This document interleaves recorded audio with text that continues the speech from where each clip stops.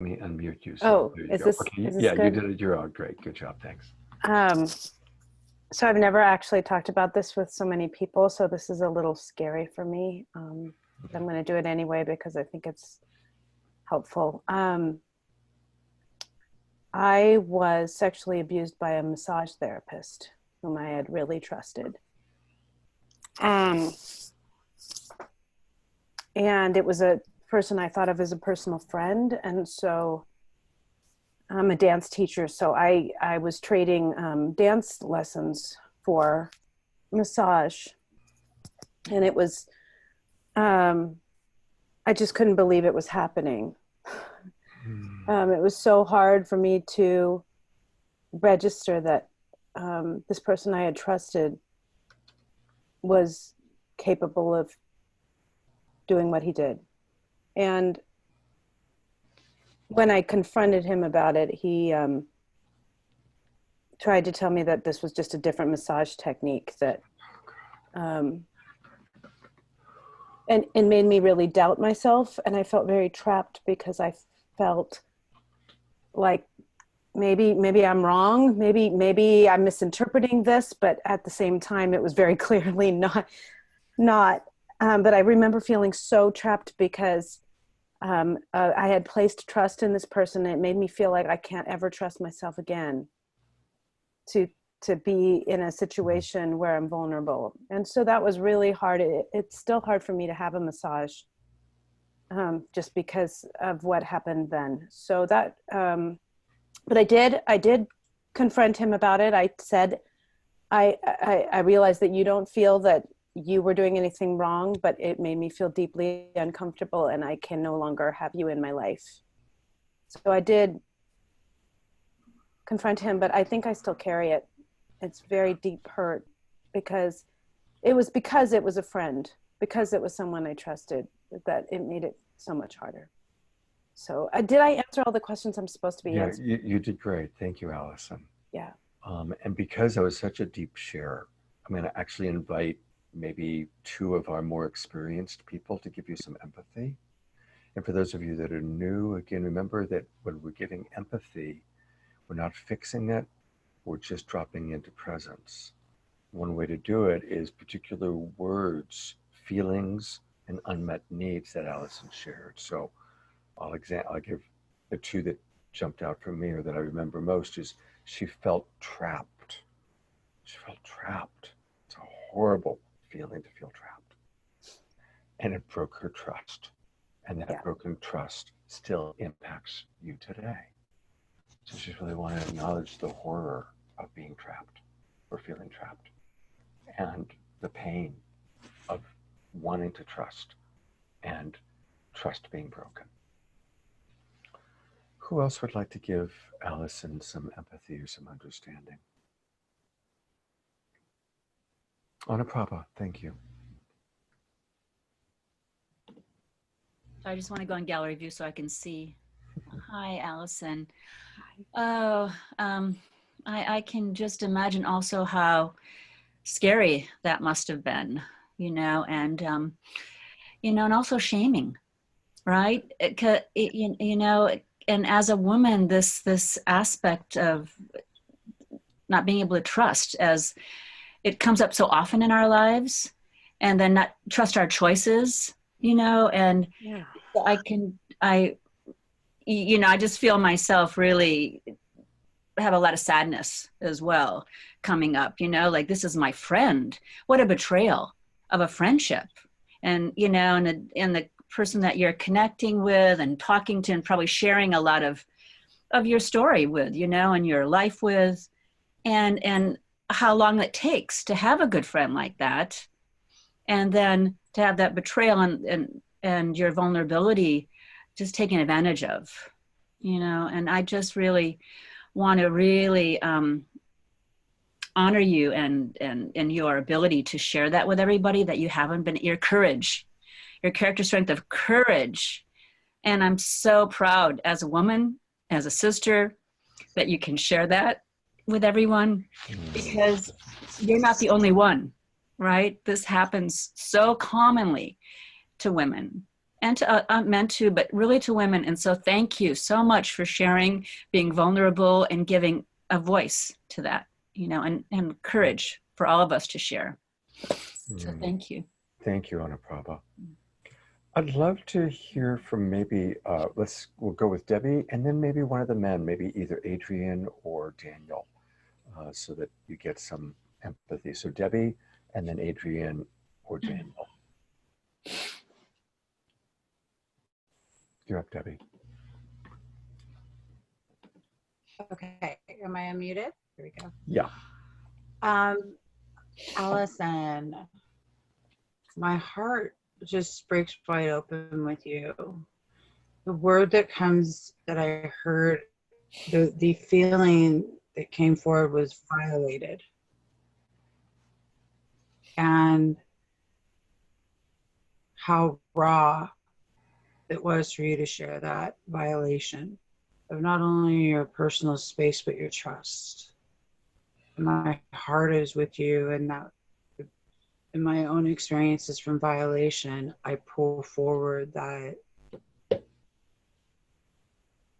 empathy, that compassion for where you're at, and commend you for your valiant sharing of transparent vulnerability, but also the willingness to step forward and share your truth for others that need to hear it, but also to just, that word comes forward from me, and invading you, and how beautifully right you are to feel the way that you need to feel about it. And I encourage you to know that I love you, and to know that you're loved just the way you are. So I love you, honey. Thank you for sharing such a deep, raw experience with us all. Yeah. Thank you. Allison, do you feel well heard and well understood by Anaprabha and by Debbie? Oh, we have to unmute you. Am I talking now? Can you hear me? Yes, we can. Okay. Yeah, thank you. That was it's something that happened over 10 years ago, but when I talk about it, it just comes rushing back. Of course. Because I haven't really talked about it to many people. It's just, even being this, what I think of as a very woke feminist, it's still, I carry so much shame because I think I was wrong to trust him. And if I hadn't been so trusting, maybe it wouldn't have happened. So that was hard because I thought I was good at reading people. And I think that's almost harder than anything else, because then going forward, what's been a real struggle is for me to realize that not everyone's going to abuse my trust, and that I need to do something that's scary, which is to make new friends and try to trust. So it's definitely, I really appreciate both of you sisters. Thank you for acknowledging how hard it was to say. And I didn't know I was going to share it until like 5 seconds before I did. So it was a little scary too, that my body just kind of put my hand up, and I wasn't really expecting to be able to say it. So thank you.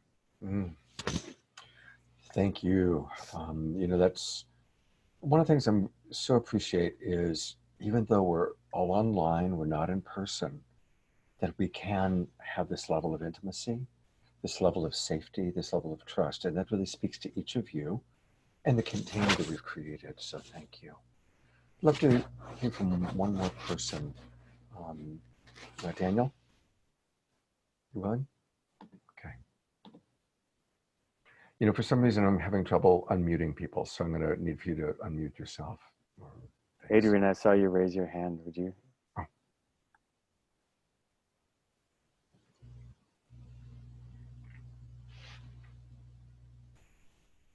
We can't hear you, Adrian. You're muted.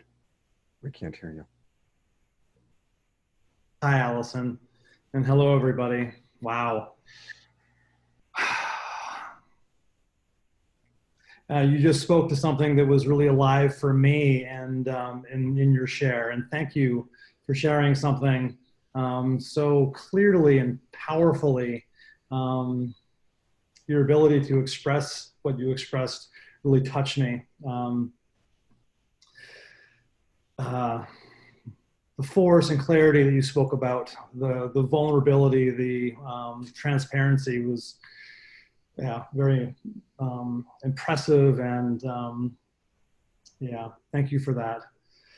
You know, it's one thing to be violated by someone that we don't know, but to be violated by somebody that we do know, when trust is seemingly established, and to have that trust broken, to have safety, and for that safety to be broken is just heartbreaking for me. And imagining what that would be like for you moving forward, the confusion, the unknowing, the doubting.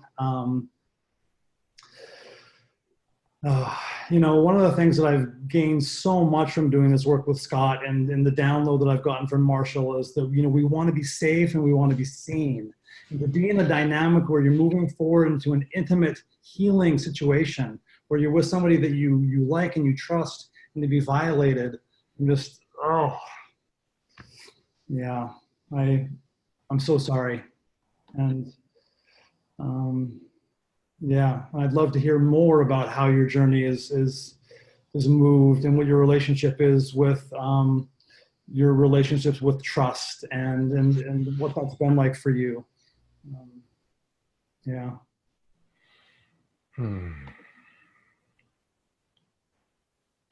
Is it? Yes, go ahead, Allison. Is this? Can you hear me now? Yes, we can. Okay, Adrian, thank you. That really means a lot to hear. You so powerfully were able to put yourself into a mindset that could imagine what it was like. And that's really important. That's the most important thing, right? When we empathize, we stand where the other person stands. We experience what they experience for a short time to the best of our ability. And I feel really seen. My need for understanding was met. And I'm lucky because I have a really wonderful family and a very caring husband who were there for me.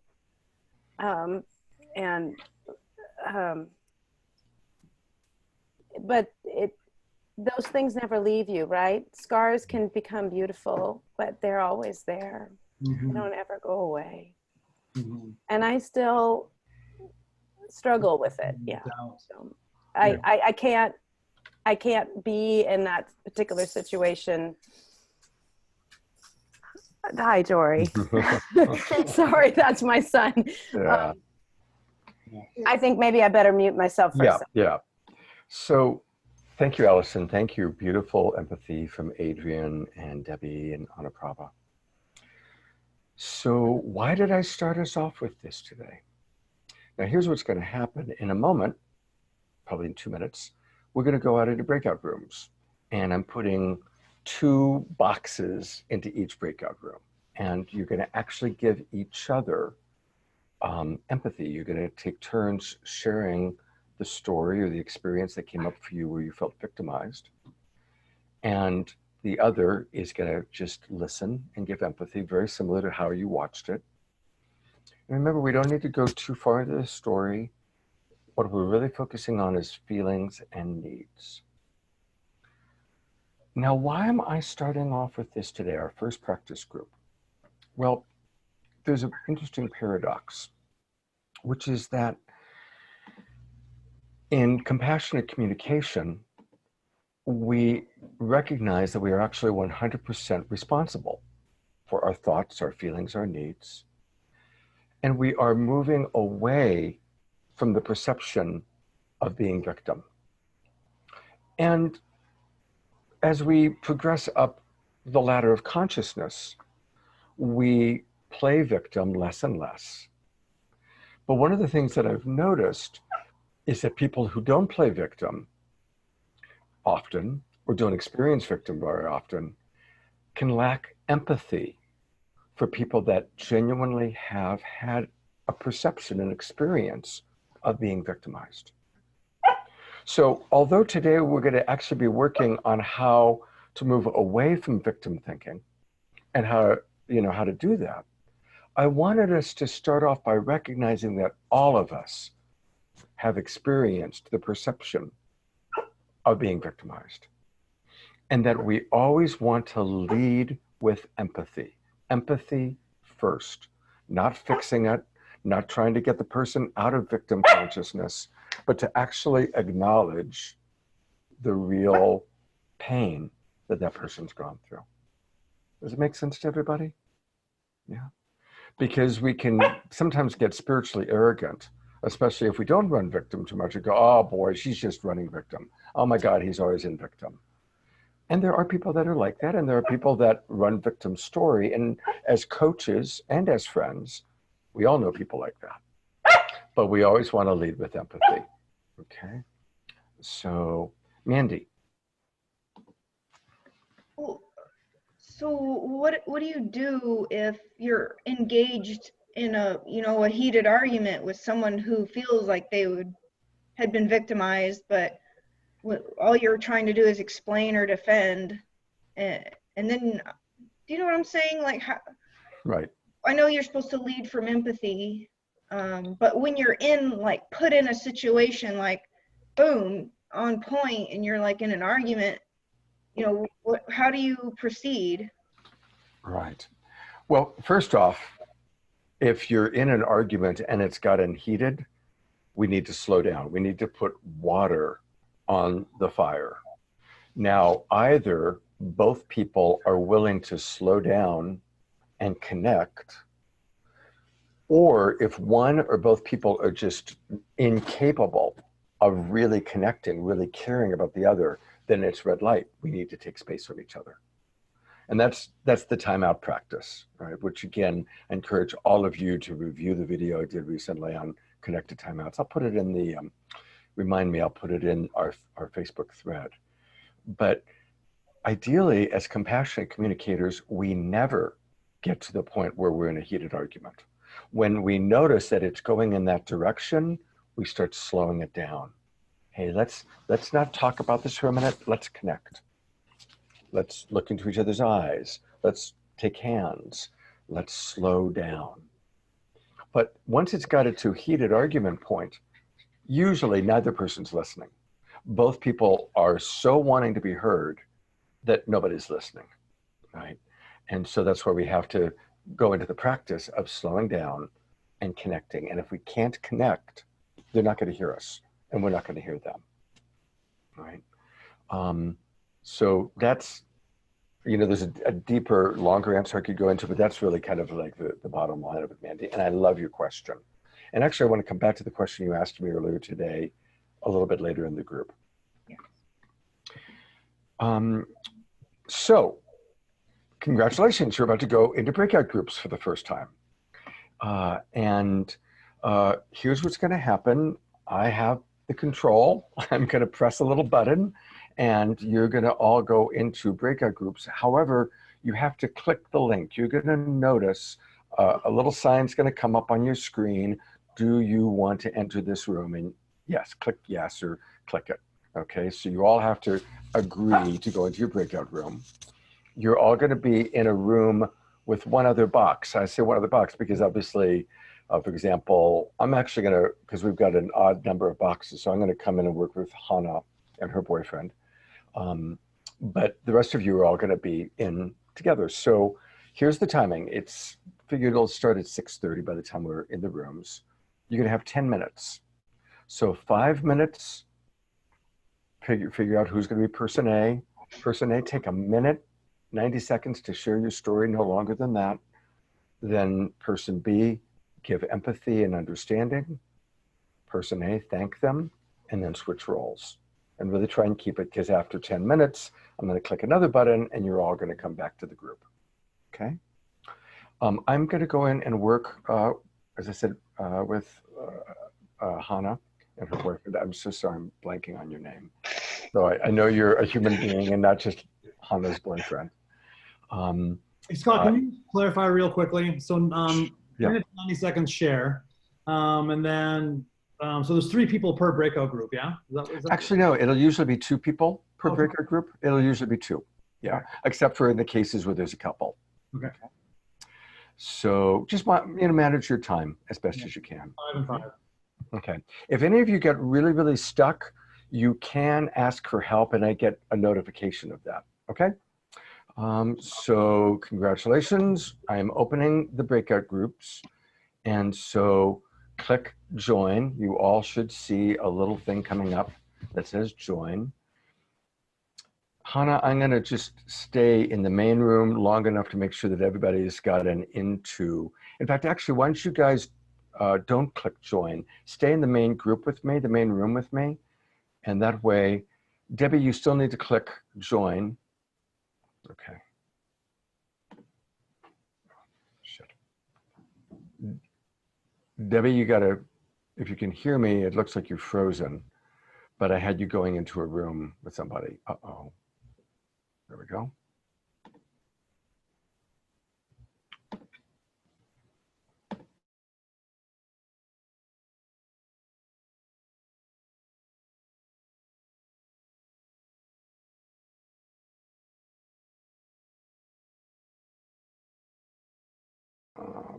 Rooms.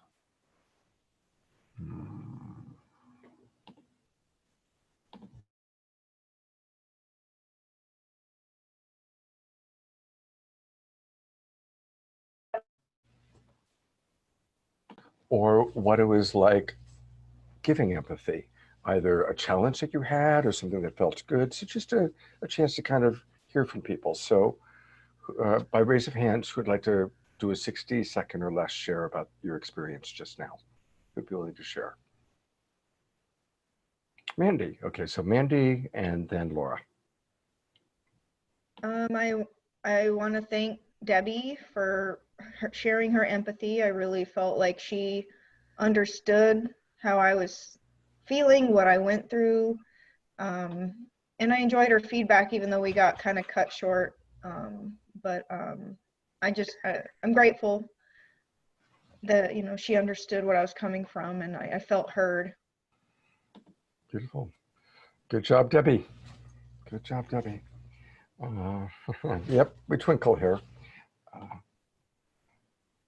Laura, I think I saw you raise your hand or your poker raise. It was actually Rob. Oh, Rob. Yeah. Yes. So speaking with Allison and telling her my story, she was very compassionate. I could see it in her face, her eyes, and I've never spoken of what happened to me in an open forum, so it was a little unnerving, but it was a long time ago, so it does make it just a little bit easier. But it actually felt really good, and I thank you, Allison. Thank you for the empathy and making me feel like you heard me. There's something that Rob just said that I really liked. He talked about her eyes. Yes. And it's so true. When we're giving empathy, it's so important to really make eye contact. And literally just imagine the love and the care coming through your eyes. I had a friend who's a nurse, and she said that every person she works with, she imagines if this was Jesus or the most spiritual person that I wanted to, how would I touch them? How would I look at them?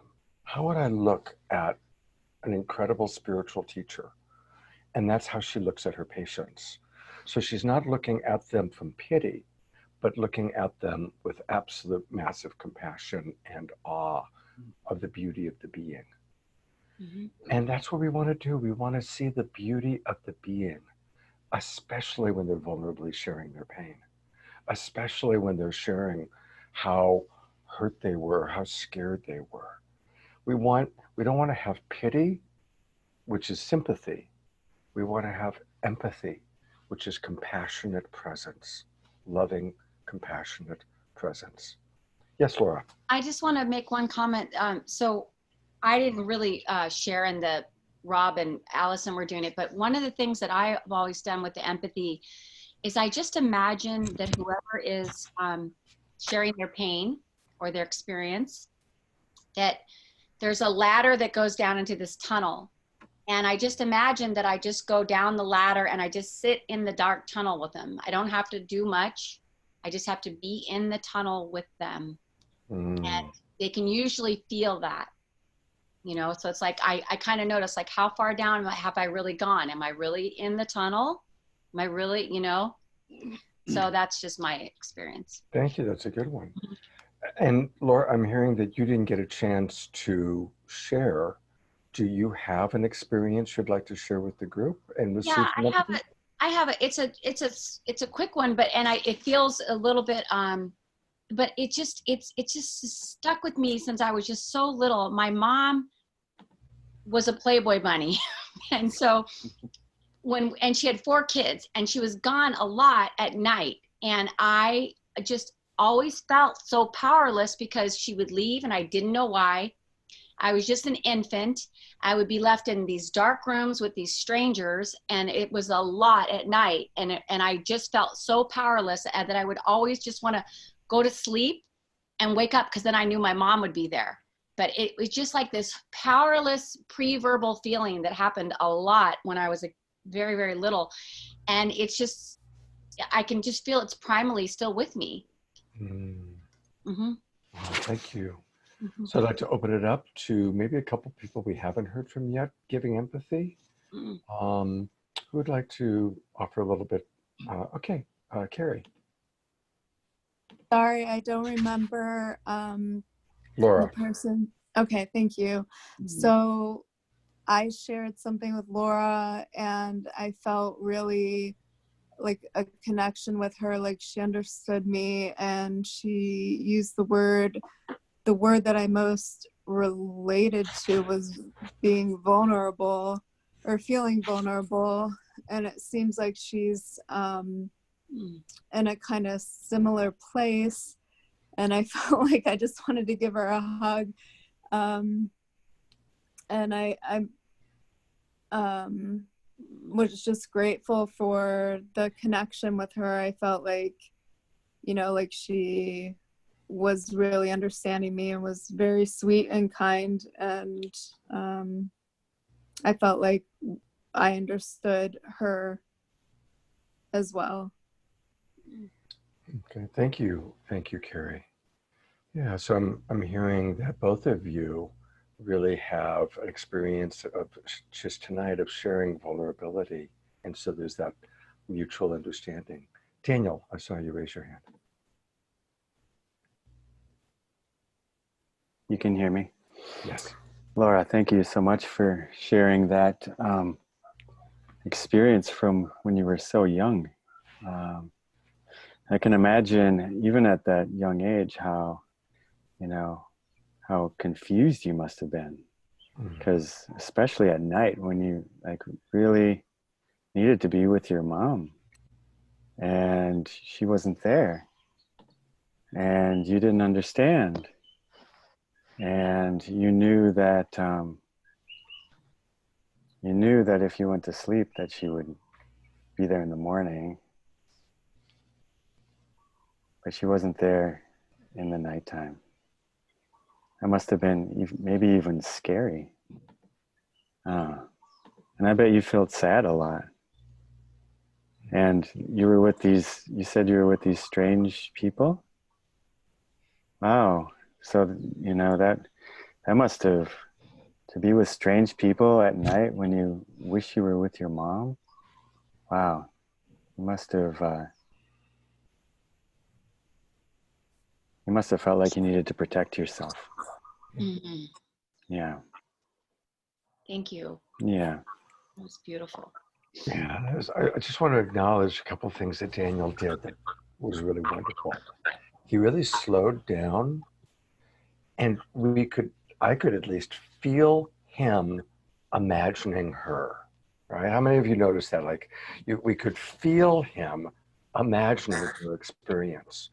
And that's a beautiful form of empathy, just really imagining. And he was saying things like, I'm guessing that, or I imagine that. And then he focused on feelings, sad, afraid. So beautiful job, Daniel. Thank you.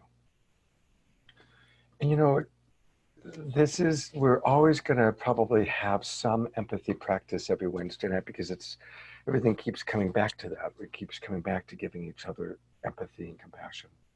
By the way, I have a minor celebration. I finally was able to unmute Candace. For some reason, I wasn't able to unmute people before the breakout rooms, but now Zoom's letting me unmute people. So, at least some people. So Candace, if you want to speak, we actually can hear you. Is there anything you wish to say or express? Yes. Okay, we're listening. Okay.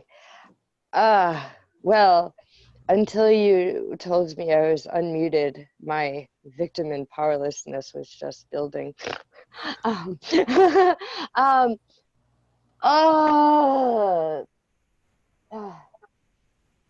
You know, as I feel redundant in sharing of, you know, feeling a victim and powerlessness around going blind, but that's just where I'm at. And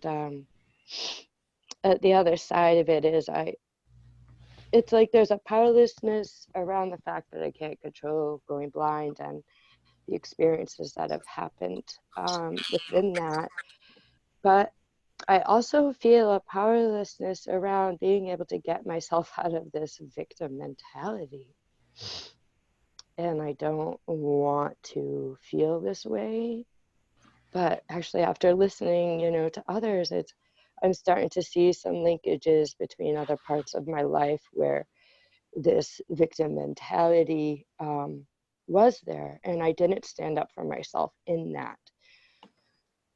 And so it's even harder to accept and allow myself to have any of it today.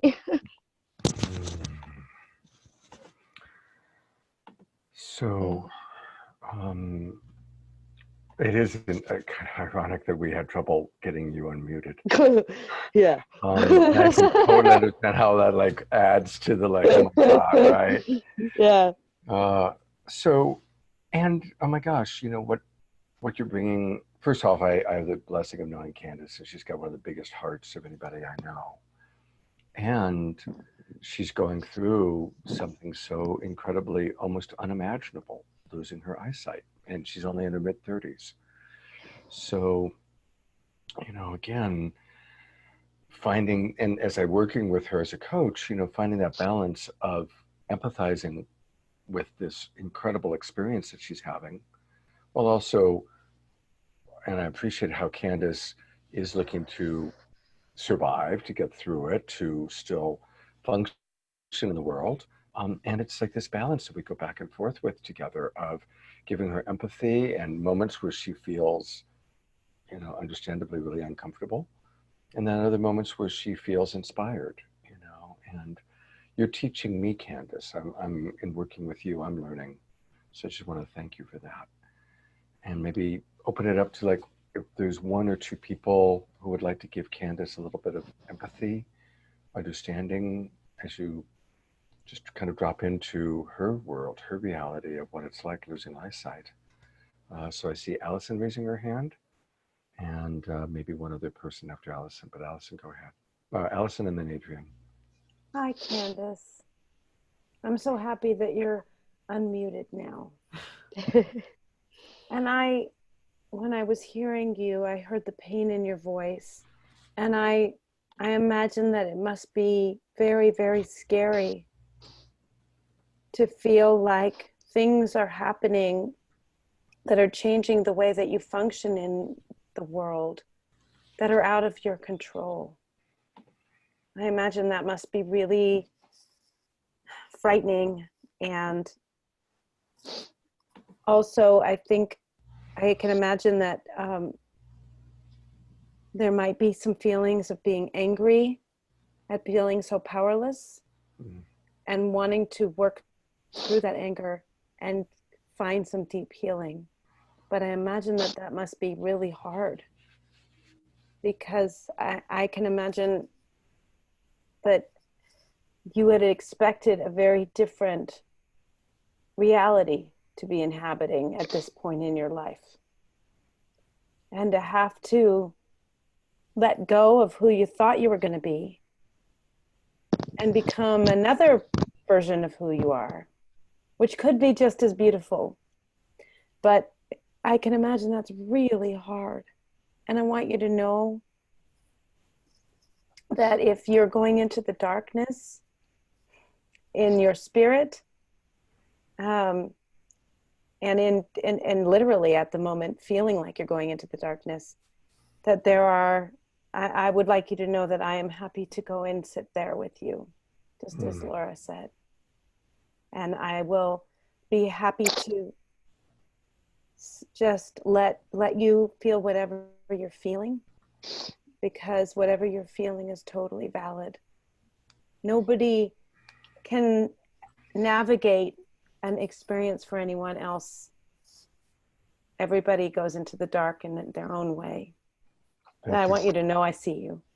Thank you. Candace, how does that land for you?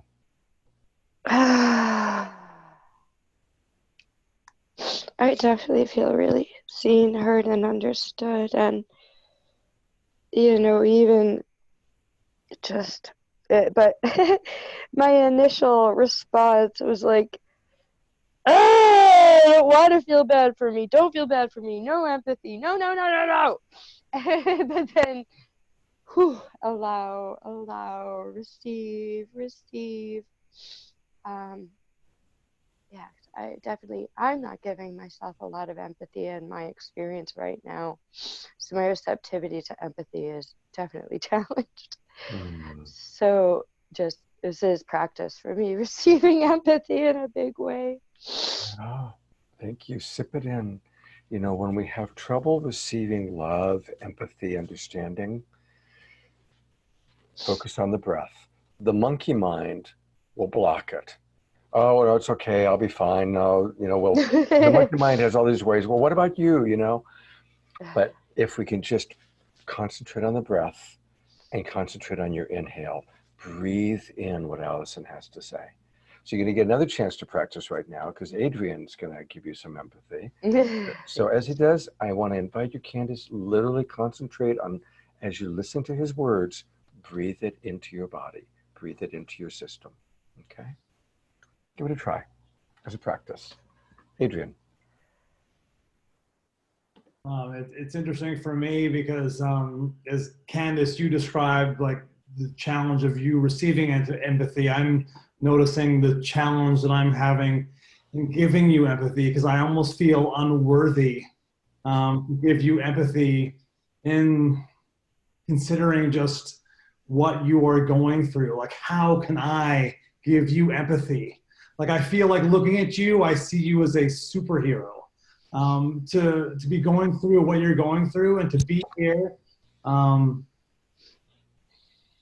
in the ground, and to position, and the courage is just like, it's beyond, I feel like it's beyond my ability to really understand. I mean, I've thought about myself being in your position many, many times. My father is blind in one eye. And I'm a Vipassana meditator. I've sat in closed eyes for thousands of hours, and to imagine myself in your position, I'm not sure if I could be you, sitting there, grounded, capable of meeting us. I mean, it's just like, I'm just like, I'm kind of overwhelmed by this, and this is such a gift for all of us to be able to be in your presence. When I say superhero, to lose your eyesight and to be navigating presence awareness, moving forward, cultivating your capacity to be fully like embodied as a human being. I mean, I thank you. Thank you for this gift of courage and perseverance. I mean, yeah. Thank you. Yeah, I mean, thank you so much. Thank you, Adrian. How's that land for you, Candace? How you doing with that? I better on the second round of receiving. I really heard him, and I feel understood and heard, and then really appreciate the compliments and the reflections of positivity of the gifts that you see in my experience right now. Good, thank you. Debbie is going to give, and try and keep it fairly brief because we're going to take a break in a moment. Actually, we're going to take a break in about 2-3 minutes after I give you a practice to work on. So we will have our break. But Debbie, you're up. Candace, hello. How are you? It's Debbie here. Hey, I want to thank you for sharing so vulnerably, but also what I've heard you express more than anything is that you're going through this grief process and it has many layers to it. And I've heard you talk about being scared, and I've heard you talk about being angry a little bit, and I've heard you talking about not wanting to be in certain places and emotions. And I just want to acknowledge that I heard you in so many different spaces. It was beautiful. And I appreciate the way that you've shown up with your heart authentically. I agree with Adrian and Allison. And I just wanted to thank you for being willing to show up and share during your grieving process, and that the beauty that you are and the love that you are is shining very brightly for the entire world right now. So thank you for being a heart print for all of us. But you are seen, and my heart is holding your heart during this grieving at all levels. And that's all I have to say. Thank you. Thank you. Thank you, Debbie. Thank you. Okay. We're going to take a break in a minute, but I'm going to screen share something. And since, of course, Candace won't be able to see it, I'm going to ask if during the break somebody would be willing to volunteer to read to her the words. So can everybody see this document on your screen okay? I've also put it into the Facebook private message thread that all of you are on. So you can either look at it right now by seeing it on the screen share, or you can go into your Facebook Messenger.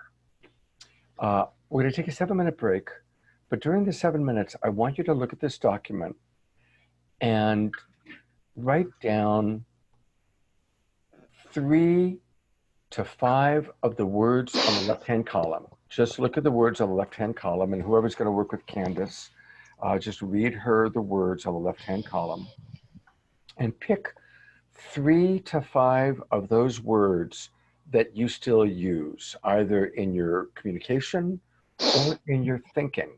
Sometimes we think these words, but we don't say them, right? And just the words on the left-hand column, the single words on the left-hand column, okay? And we're going to work with that when we come back from our break. So I'm going to stop the screen share for a moment. I'll put it back up during the break. Are there any questions? Is everybody clear on what they're going to do? How many words? Pick 3 to 5 of them that you still use. 3 to 5, 3, 4, or 5. Okay, the ones you use the most that stand out for you.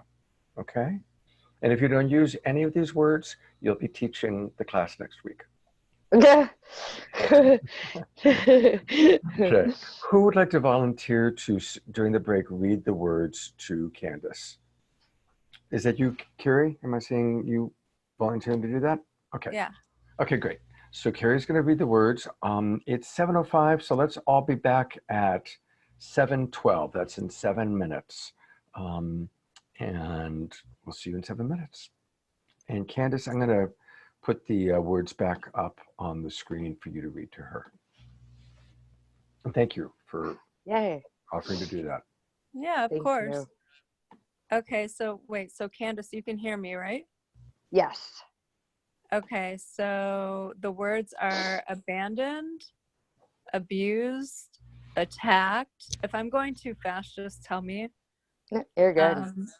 Okay, belittled, betrayed, blamed, cheated, criticized, harassed, hassled, ignored, insulted, intimidated, invalidated, invisible, isolated, left out, left down, manipulated, Hey, man. trusted. Caddy. Wait, what's happening?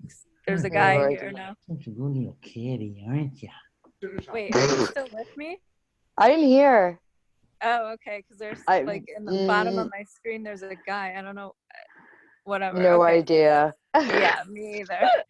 Oh, well. Okay, so neglected, pressured, provoked, put down, rejected, ripped off, smothered, taken for granted, and threatened. Okay. All right. I think I already got my 3 to 5. All Okay. right. Thank you so much. Enjoy the rest of your break. Of course. Of All right. course. Do you know See what time this is over? Because it's like 10 where I am. Same here. It's 10 o'clock here too. I have no idea. I'm so tired. I know. You're on the East Coast as well. I feel you. So yeah, just hang in there. We'll find out. But either way, Scott said that there's the recording. So if we have to, just chime in for the rest later, we can do that. So is this recording us? Do you know? Like I don't know. Because at the top of my phone it says record in red. So I don't know if like he listens to this afterwards or what happens. I don't know. It might be. So, but yeah, I'm gonna go use the bathroom for our little break, and I'll see you. Well, I won't see you. But absolutely. we'll be back. Okay, sounds good. I see you. I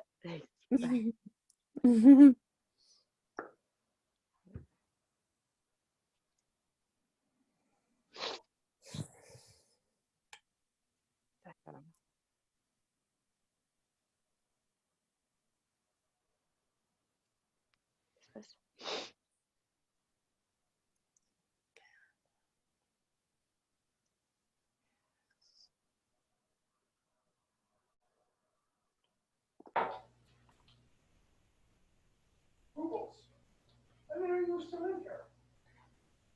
Unfortunately, sorry, pal, that I can't give you.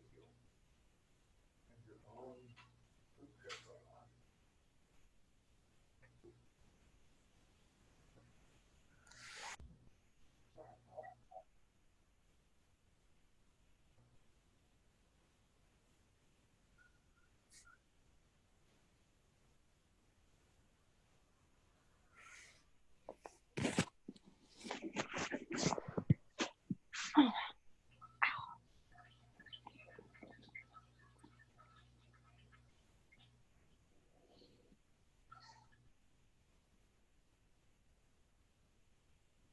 Rules?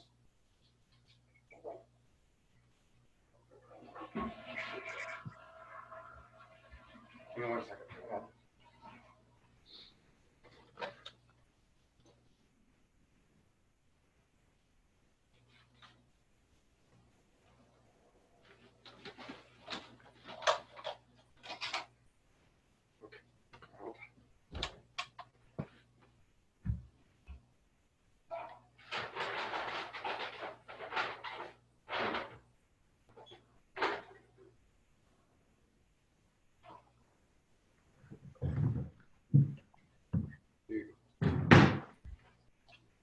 It's nothing happening.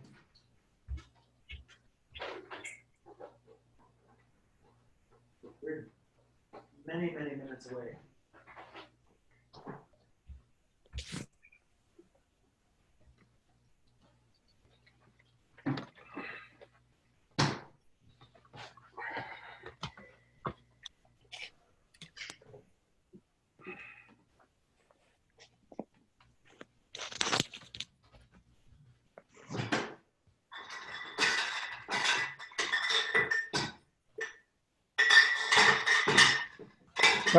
Everybody mute. We're hearing dishes. We're hearing like really loud dishes.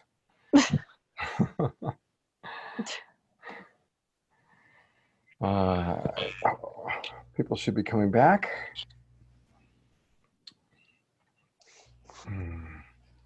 Welcome back, everybody. So I'm going to bring the screen back up again. But a reminder, we have this wonderful thing called a chat box. For those of you that are on a computer, the chat box is located, if you take your cursor, it's at the very bottom to the, just a little bit to the left of center, or a little bit to the right of center. And if you click chat, I'm gonna ask everyone to put in the chat box the 3 to 5 words you chose that you still think or use. Candace, in your case, if you feel comfortable sharing them with us verbally, you can do it that way. So I'm going to bring the screen back up. And again, I'm inviting everybody to put the 3 to 5 words you still use into the chat box. Okay. When I've got the screen up, you might find the chat box in the upper. If you go up to the toolbar moves up and you should see it there. Okay, so hopefully everybody can find the chat box. And I'm gonna just leave it up for another minute and then come back to group. I give up with this phone. I don't know where it is. I mean. Okay, for people who can't put it in the chat box, in a minute, I'll give you a chance to verbally say it to people. Okay, but just wait for a minute. Okay.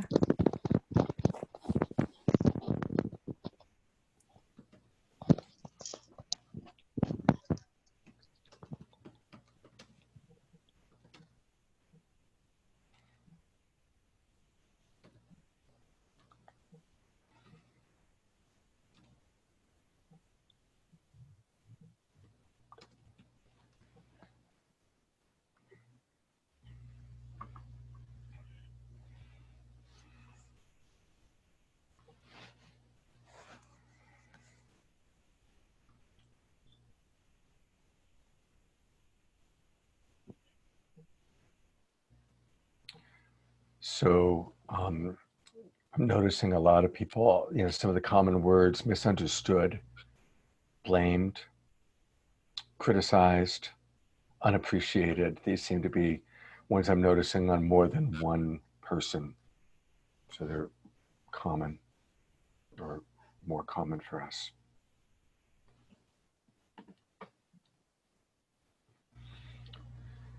Oh, I want to welcome my friend Krishna from Australia. Hello, Krishna. One of the things that I love about our online community is that we have people from all over the world. We've got Daniel in Hawaii, we've got Krishna in Australia, we've got Candace in New England, Carrie in Florida, and Adrian back and forth between Portland and Hawaii. It's always fun. All right, for anybody who, in Candace, we can hear your sounds, just so you know, because I'm leaving you unmuted. Okay. So Candace, do you want to share which words came up for you? And then maybe we'll hear from Carrie also, which words came up for her. Yes, sure. God, it was pretty easy to hear it. For me, the first one was abused, then left out. I really couldn't, here and there, but those two were the ones that really stuck out to me most. Yeah. abused and left out. Yeah. Painful, painful, painful, painful experiences to have. Carrie, which ones came up for you? Abandoned, blamed, misunderstood. Yeah. Okay. So thank you both for sharing. And one of the things that I want to remind people of, and what makes this great, this little sheet, this little chart wonderful, when we are experiencing any of those words on the left-hand side, on the one hand, we are in victim. They are victim words, right? But we're also in pain. And that's why I wanted to start today's class with really dropping into empathy for when we are perceiving that we've been victimized, so that we're removing the stigma of victim. Especially in the spiritual community, there's a lot of stigma about, oh, she's just playing victim, or, he's a professional victim. When we say things like that, it usually indicates that we're uncomfortable with what they're doing, how they're doing that. And so we have to look at, okay, to what degree am I uncomfortable with their situation? And also sometimes with people that do really utilize victim to get their needs met, we sometimes have to set boundaries. But I wanted to eliminate the stigma while we all vulnerably look at, okay, what are the victim words I still use? And again, when we're using those words, we are in pain. We're uncomfortable. Even if our interpretation is inaccurate, we're still uncomfortable. Does that make sense to everybody? Now, of course, as compassionate communicators, what we want to do is learn how to shift out of victim languaging and into the language of feelings and needs. And that's what this chart does beautifully. And Candace, what I'm going to do is I'm going to put you into a breakout room with somebody in a moment, so you will be able to work on this, and they'll be able to read it to you, okay? And actually, you're all going to go into breakout rooms again. And what we're going to do in the breakout room is we're going to really look at the words to the right of the evaluation word. This chart, by the way, is called Evaluations Masquerading as Feelings, because we usually say, I feel betrayed, I feel criticized. But actually, in fact, those aren't feelings. They're projections of what somebody is doing to us or what the world is doing to us. But again, as I said, when we're in those spaces, we're hurting. And so to the column, the center column, is what we might be feeling. So a lot of you used criticized. So if we perceive we're being criticized, what we might be feeling is scared, anxious, frustrated, angry, embarrassed, or maybe a combination of those words. So we want to get in touch with what might we be actually feeling. We're not feeling criticized. We're in the story that we're being criticized. What are we actually feeling? And of course, as compassionate communicators, our feelings are always connected to our needs. And when we are having uncomfortable feelings, it's because we have unmet needs, unmet values. So if I think I'm being criticized, my value for being understood or appreciated or respected or considered is not happening the way that I want it or need it. Okay? So what I'm going to invite you to do, I'm going to turn off the screen share just for a minute,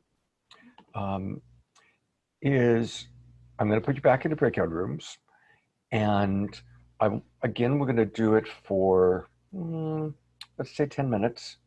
So, if there's 3 people in the room, 3 minutes per person. If there's 2 people in the room, 5 minutes. Really going through the evaluation words that come up for you, and you can even choose real situations where you use those words. And then what actually might you have been feeling and needing? And as you identify it for yourself, the other person is holding presence for you, just being in empathic presence. Does that make sense to everybody? Okay. Adrian. I just want to acknowledge that the word victim often comes with this kind of negative connotation, as though we're like taking on this experience that's not actually true. I mean, it might be that we are victimized, like we might have been ripped off, and we might have been pressured, we might have been misunderstood, and that's actually a reality. It's not just a story. I just noticed that's coming up for me. To honor the fact that the story might be true, and then of course the feelings that we have along with that experience, and because of the unmet needs are there as well. I just want to honor the fact that that we might be in victim, and we might not be. Both are true. So actually, like just exploring, what is the reality, and it might be an untrue story, and it might be an accurate story. And to honor the fact if it is accurate. I really like what he's saying. Here's languaging I like to use. There's room for both, right? There's room for both events. There's room that the person really is feeling victimized, and there's also room that they're kind of stuck in the story around it, right? So I really, really appreciate you pointing that out. Good job. Good job, Adrian. Thank you. Any other thoughts or questions? That's my dog wanting to play with me, by the way. Okay. So I am going to open the rooms. And if any of you get stuck, I think I've got 2 people per room. Adrian, I'm going to put Krishna with you since you've worked with him before. Krishna! And you can bring him up to speed. So hang on, let's see. Assign Adrian, assign to room 8.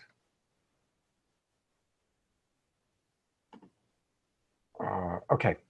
Oh, Mandy, I see you have a question. Can you just go over real quick again what we're doing with the words? What you're doing is you're going across the chart and saying, okay, I had the perception of being abandoned. What I actually was feeling was, and see if any of those words fit how you were feeling. Okay. Okay? Cool. All right. Thank you. Sure. Oh, okay. Anaprabha, I guess somebody moved, so I need to, okay. Anaprabha, I'll come on into your room and work with you a little bit. Okay, see you guys in a bit. 10 minutes, you have 10 minutes total. And remember to click join. Remember to click join. Anaprabha, don't click join on your room. Let's stay in the main room together. If you are still there. No. Debbie and Hannah, you guys need to click join, it looks like.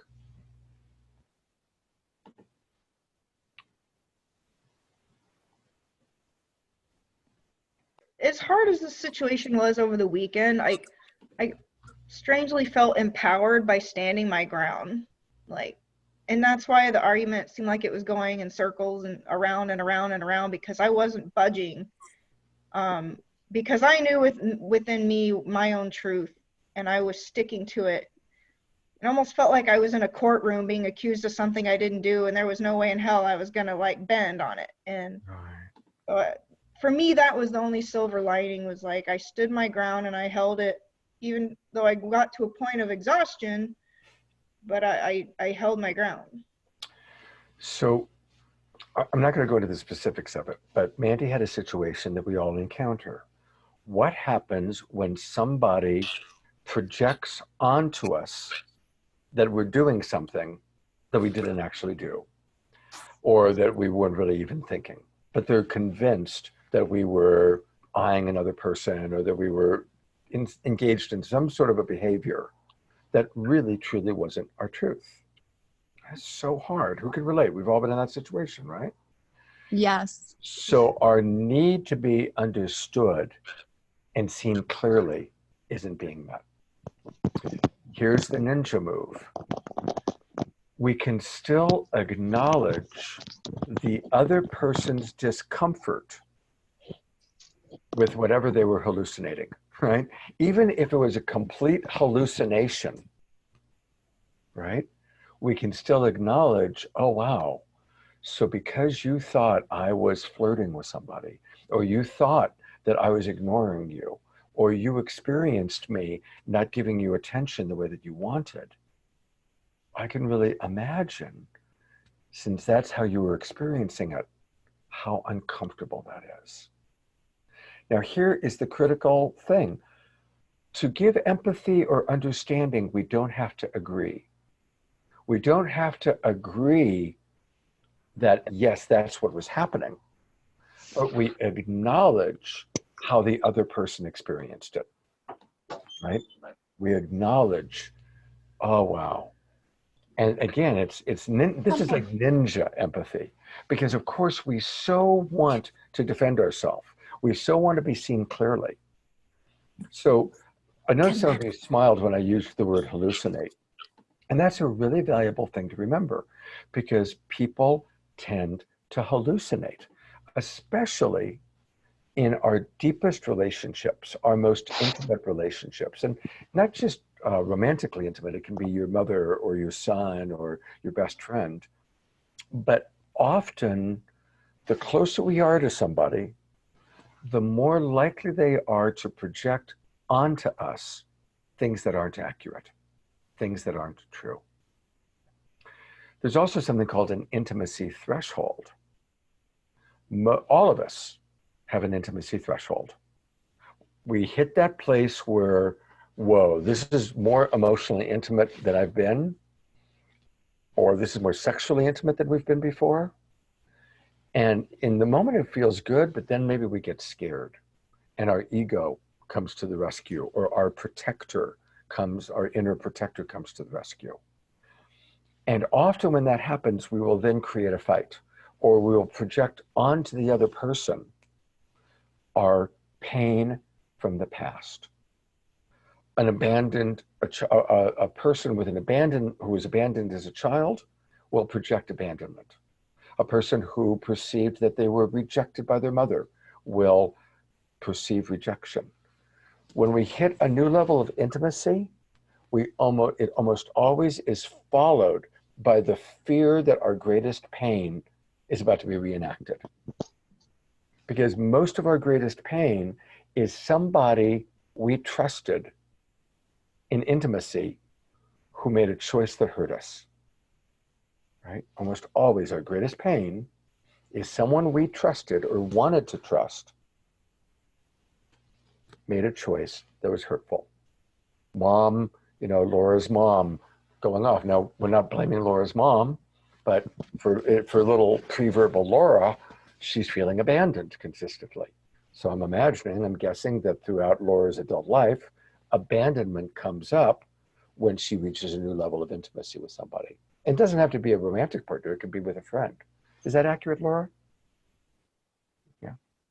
I'm just using you as an example. Yeah, go ahead. You got it. So I just want to say, so what you're talking about right now is upper limit patterns, right? Like it's like your upper limit ceiling. It's like right on ULP, I think it's called. Well, I don't know the particular expression, but probably. Yeah, from Dave and Katie Hendricks. The ULP, yeah. Okay. Oh, I'll have to check that out. I love Gay and Katie Hendricks. Yeah. They're an amazing couple. So I said a lot. Does that make sense to everybody? Are there any questions that come up for people? Any thoughts, questions? Adrian. I just kind of want to speak to the significance of what you said. Like when you say Jedi, that's a great term, and I've used that, and I'm not sure if you coined it, but the whole empathy first reality, I don't think can be emphasized enough over and over and over again. And Mandy, when you were speaking about your situation earlier, and as you spoke about it again just recently, to be able to, in the midst of being accused of something that you clearly didn't do, to override the tendency to defend and to give empathy to somebody who is in hallucination is a really profound and incredibly powerful skill. But really, I feel like is almost at the crux of the most powerful thing the compassionate communication is gifted to us. If you can actually check your reptilian brain and go, I'm going to see you and love you first before we get into the nuts and bolts of the, like, what's happened. If you can do that, I mean, so Jedi skill, ninja skill, I mean, your whole life will change. And so, like, Scott, what you're talking about right now is beyond profound and powerful. If you can empathize with somebody in the middle of conflict when they're hallucinating, and then look at, you know, like kind of like tease apart what's actually happening, there isn't, I feel like there's few things more powerful in life that one can cultivate, is to navigate that, to gift that to somebody. So yeah, empathy first. I mean, so like that, Scott, is like, for me, is, if I could just take one thing, I mean, I just can't tell you how significant that is. So thank you. Thank you. Yeah. Like, yeah. Thank you I just for wanted to hear that, because like this is like incredible, and that's why this is a spiritual practice. absolutely. Because in order to do that, in order to actually check yourself in the middle of being pissed off and frustrated because someone isn't seeing you and you were right and they're wrong, and to actually be able to give them love and empathy first in the middle of being totally accused for something you didn't do, I mean, that takes a certain quality of emotional maturity that we all need to anchor and cultivate and practice, so we can practice that Jedi skill. So, Absolutely. I mean, hearing you tell me, you know, I mean, I've just been preaching this stuff. Well, first of all, thank you, Adrian, for the incredible riff. And yes, Mandy, I'm going to call on you in a moment. Just while it's in my mind, and I don't think we're going to have time to do it tonight, but a wonderful practice to do is pick somebody that actually you have a really good relationship with, or somebody in this class, because you guys are going to start creating pod partners, and you know, you're looking at all your new best friends. You may not know them yet, but these are your new best friends. And a wonderful practice is, what's the hardest thing somebody could say to me? And then have your pod partner say it to you, like they really mean it. And learning how to practice managing ourselves when someone is saying the hardest thing for us to hear, right? And that is how we develop this skill. It's like, and it's a practice. And I might actually do that practice next week or in some future week. It's a really good one. Okay, Mandy, I saw that you wanted to say something. Yes. I just wanted to respond to Adrian. I wanted to thank you for that beautiful piece of advice. I love it. I think you had really great intelligence in that perspective, and I want to keep it in mind. I just wanted to add that it feels so important to me to not only empathize, but to also be able to have that comfort in explaining and defending, if necessary, my own point of view and perception and feelings and needs. Because I feel like if you're always just empathizing and letting the person could end up knowing they could walk all over you, you're always going to just lay down and take their perspective. It's like there are two sides to the story. And that was something that was really in my face this weekend, was like, no, I know my truth, and I can empathize. I'm sorry you felt that way, but that is not the truth. That is not my truth, you know? So I just felt like, you know, you have to just keep at it until you can come to some kind of an understanding. I mean, that's just my thought. Okay, so I'm loving what you're saying and how perfectly human. And yes, we want to set boundaries and stay in our integrity. However, until that person feels connected, they're not going to hear us. And that's why you guys went around and around and around and around. Because on some level, neither of you felt heard. You were both standing your ground.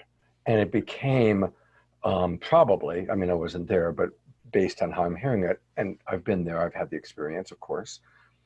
When we both are our priority is to be understood, and both people's priority is just to be understood, then nobody's getting the understanding because we're both stuck in wanting to be understood.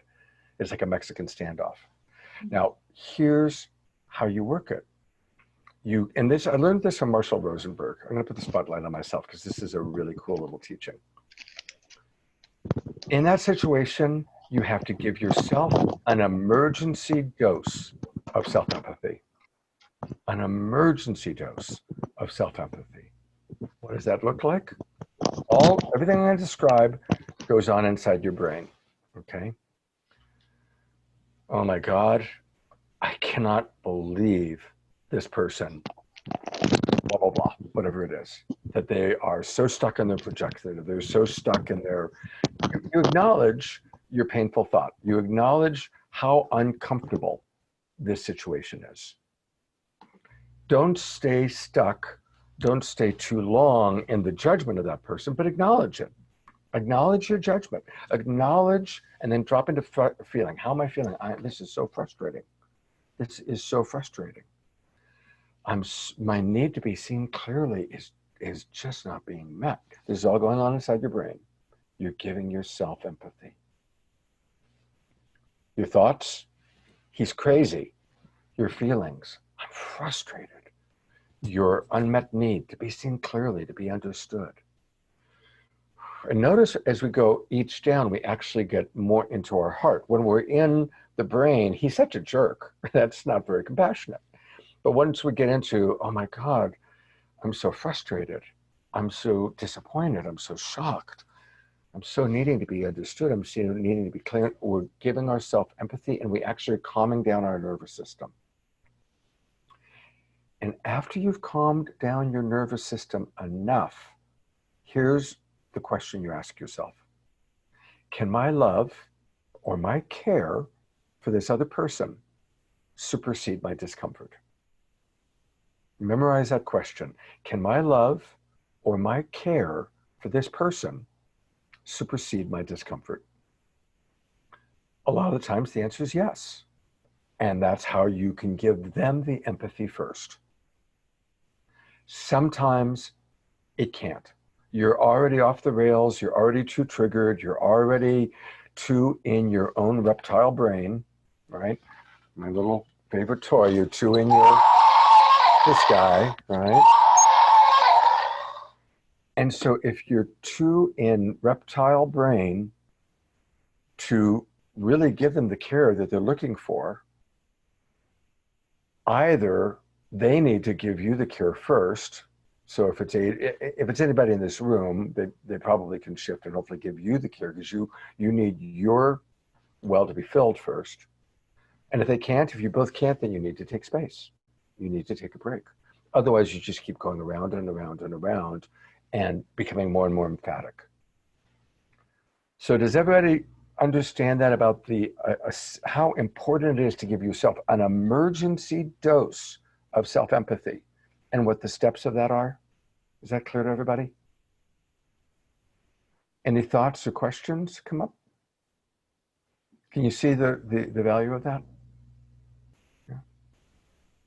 It's huge. And as a coach, and a lot of you are love coaches, this is a really important practice to teach any friend or client that you're working with. How to give yourself empathy. How to give yourself that emergency dose of self-empathy. It's because that we can't do what Adrian was describing if we're on empty. We can't do it if we're triggered. Laura. So I notice what works for me in those situations is, so, I don't know how, I don't really say, okay, I need to give myself an emergency dose of self-empathy, but because of the yellow light, I immediately start thinking about what I'm feeling and needing. And sometimes I bypass myself. So if I just give myself a few moments, I can start thinking about what he's needing and feeling, even if I'm still upset or triggered. And that immediately just calms my nervous system down, and I can usually lead with love. Yeah, beautiful. It takes a few minutes, but right? I mean, yeah, she's pretty good at it. Yeah, beautiful, beautiful. It's sometimes easier to do that with the person we're in love with than it is with somebody that we're not quite so close to. And that's where sometimes we need the self-empathy Mhm. first. But thank you for again using the yellow lights. And of course, obviously, it's my favorite tool, probably. Allison, I saw you raise your hand. Yeah, I was just, I've been in this situation, Mandy, before. And I think when your need for respect and understanding is not being met, it's really hard to lead with empathy. So I just want to give you some empathy for that, because I have been in that situation. One of the things that I find very helpful is just to awaken my curiosity in a way that allows me to get back in touch with my empathy in those moments. So what I do, instead of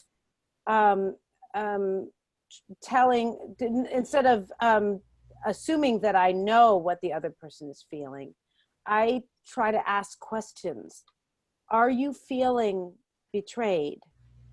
Or are you, or whatever the word is, are you feeling hurt? Do I have this right? Can I say back to you what I heard you say, and ask me if I'm getting it right? That helps me, because it kind of helps me talk myself down off of my own feelings. By awakening my curiosity, it kind of gets me back out of the dinosaur brain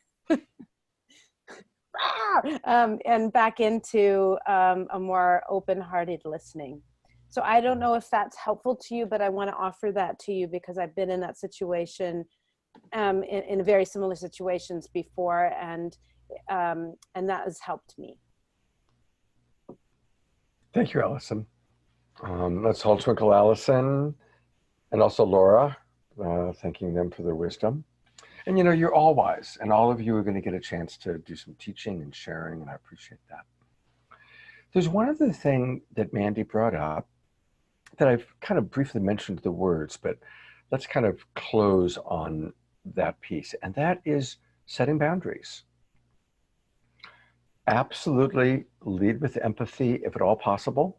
Empathy first, second, and third. But then at a certain point, we do need to set a boundary. Here's something that's valuable to remember. So you've given amazing empathy to this other person, and they come right back and repeat the accusation. They don't take it in, they repeat the accusation. Here's the question to ask. What specifically is it you want me to know or understand? What specifically is it you want me to know or to understand? And then really pay attention to their answer. Now, if they're confused, well, then you recognize they're confused. But if you're fortunate and if they're confused, it's okay. It's like, oh, I get it. So this is a confusing situation. It's okay. If they can be really clear with you, this is what I really need. I need you to get how hurt I was. I need you to get how scared I was. Now, they're probably going to say it in a more, I need you to get what you did was really fucked. They're probably going to say it like that. But then our translation, our draft translation is, oh, you were really hurt. You felt really, really hurt. We always flip into what they were longing for. And remember, when people make accusations, there were unmet needs. Our job as compassionate communicators is to guess or imagine or figure out what the unmet needs were and acknowledge that that need, that value wasn't met the way they were longing for. Doesn't mean we're agreeing that we didn't. A good one is respect, because all the time we get, you disrespected me. Well, what's true is we didn't meet that person's need for respect the way they wanted. It doesn't mean we don't respect them. Okay. That's a good example of it. Right. So we acknowledge the beauty of the unmet need. Wow, I really am learning how important respect is for you. And it seems as though for you, respect looks like, and then you fill in your imagining or your understanding of the way they like to experience respect. You're not agreeing that you were disrespectful. You're acknowledging you want to learn. You want to learn from them. Does that make sense to everybody? And if they keep going, and you repeated it 2 or 3 times and they can't tell you what else they're looking for, that's where you get to say, I'm noticing I'm running out of gas. I'm noticing that I don't have much more capacity to connect right now. And it's not a lack of care. It's not a lack of love. I need to take care of myself right now. I need to go eat a sandwich. I need to take a break. I need to take care of myself. And it's always good words. Right, I need to call Scott. Yeah, well, that's right. So yeah, whatever it is you need, and use the words, I'm learning to take better care of myself. And taking care of myself doesn't mean I don't care about you. It means that right now I need to take care of myself. And it's totally okay to set that boundary. Just give reassurance that you care. Anytime we're setting a boundary, lead with authentic reassurance that you care. Okay. Any last thoughts or questions before we wrap up for the night? Okay. Saturday mornings, 10 o'clock Pacific. Wednesday evenings, 6 o'clock Pacific. It's always recorded. I have decided I'm going to keep the group open. It's not going to be a closed container. People can come in and out. So if you know somebody that you think would benefit from this, please refer them to me. And you will receive a 20% commission of whatever they pay. Because I want to grow it up a little bit. But I'm excited. It's like, this is the new Love Coach Academy. You are all part of the core of the next round of this wonderful organization. And I'm having a lot of love and appreciation for each and every one of you. I also want to just ask, Debbie, are you still accepting people into your gratitude program? And do you want to talk about that for a minute? I am. Sure. Thanks. Hey, everybody. I have a 21-day gratitude program. It's Gratitude Life Experiment. And every day I send about a 15-minute or so recorded message with exercises. I have classes that we do. We just did one on the 4th. We're going to do another one on the 11th, where we are actually together co-creating in community our desired life. So we play these great fun games and we get together and we co-create. But the whole idea is to get our mindset to shift to what is good, to shift to how to practice and cultivate gratitude in every situation, including crisis, including anything that you could possibly think of. And looking how that it truly can change your life, literally, the practice of it. So it's, I'm 6 days in, so you'd have a lot of homework to catch up on, which is okay. And it's just hit me up if you guys message me if you want to get more information, okay? And you get me every day, which is fun. And it's awesome. It's a great way to start the day. She does it really early in the morning, so it's waiting for you pretty early in the morning. So let's all twinkle Debbie and thank her for that amazing work she's doing. Thank you, Scott. I've started a LinkedIn group. I want to acknowledge Michaela, who did join it. I think a couple more of you have, but please join the LinkedIn group. Laura did too. Laura and Rob did. Thank you. And I'm going to start it. I'll probably create a Facebook group tomorrow or Friday for us all. And that's where we can interact with each other more fully. The feed that I use, the Facebook private message feed, that's pretty much just for announcements. If you have a question or something for me, private message me, okay? I'm going to unmute you, Candace, in case you want to say anything to people. And since this is goodbye for now, thank you, everybody. I hope that, and let me know, since we're just getting this started, I'd love feedback. What's working for you, what's not working for you in terms of the class format, what you really enjoy, what you don't enjoy so much. Private message me with your feedback, because I do adapt and evolve. And thank you, everybody. Look forward to seeing you on Saturday. Thank you.